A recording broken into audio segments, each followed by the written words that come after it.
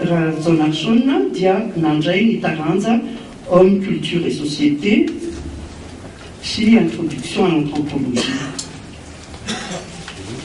Tatorina moa nisy ny anton-javatra maro miankina sy tsy miankina tamin'ny sampany dia nifantoka indray tamin'ny matière complémentaire i Rajaonarson. Ary satria ireo matière complémentaire ireo dia mikasika sampana maro tato amin'ny faculté dia maro koa izany ny mpianatra efa nandalo teo aminy ka mianatra indrindrindrindra ny sorabe izay tena nanana ny Rajaonarson tsaiky efa mafonja tokoa. Tosika mahery vaika avy tamin'ny Rajaonarson no isany koa nahatonga ny Centre d'anthropologie culturelle et sociale ho lasa UFR anthropologie culturelle et sociale ny taona 1975 ka nandraisana mpianatra manana ny mari-pahaizana licence te hanomana maîtrise en anthropologie. Nampianatra ny taranja culture et société tao i Rajaonarson. Ary na tsy nampianatra tao amin'ny UFR études culturelles intsony azy i Rajaonarson ka tsy nanaraka akaiky intsony izay fivoarana tao, rehefa tonga kosa ny tsioka LMD dia tonga indray izy sy niafanam-pony miara nandinika sy namolavola hevitra ampizorana ny sampana ho any amin'izany rafitra vaovao izany. Hitantsika teo amin'ny jeritodika izay fa olony saina mpamorona sy mpanorona tokoa i Rajaonarson teo amin'ny ainany ny nahampampianatra mpikaroka azy. Ary tsy tao amin'ny sampana étude culturelle ihany raha teo no nivelarana izany nahampanorona izany raha ny fanambarana maro eny teto Antananarivo tao aorian'ny fampahalalana ny fahalasarany. Olony fo koa nefa i Rajaonarson ka na ny mpianatra na ny mpandraharaha ny fanerasera taminy dia samy nizarany fifankatiavana, ary fifankatiavana tsy ny fampisorohana satria raha nisy zavatra tsy azoazo ka raha tsy nahazaka izay dia mety nilaza mihitsy hoe masika i Ramsey satria izay no fiantsona azy nahazatra teto amin'ny faculté.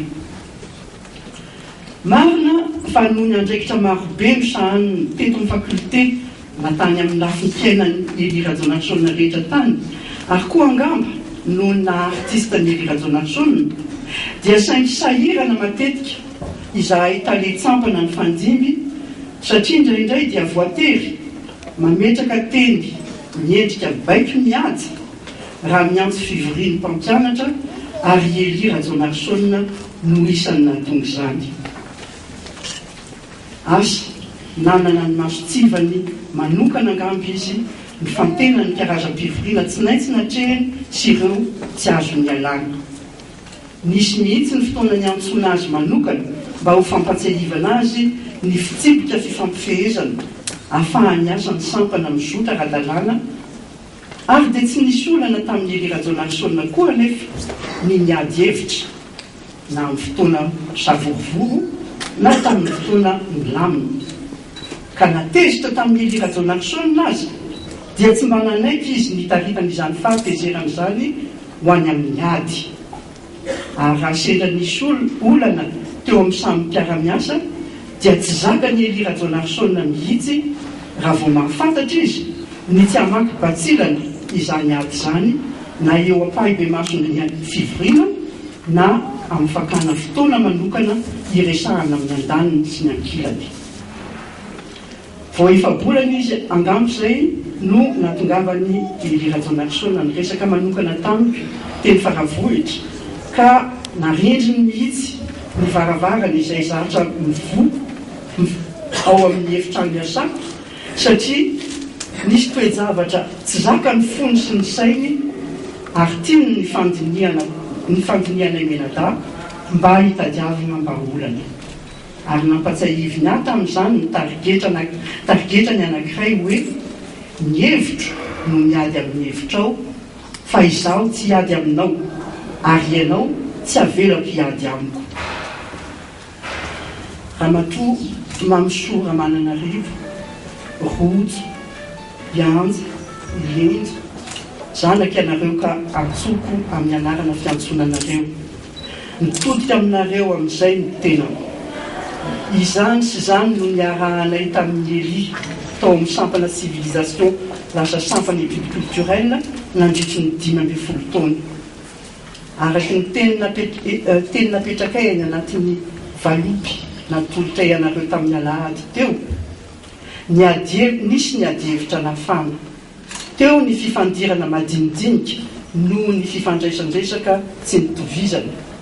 Teo mihitsy aza indraindray ny feo somary miakatra na ny teny somary anavina, nefa dia betsaka koa ny hey sy ny vazivazy ny fanalana.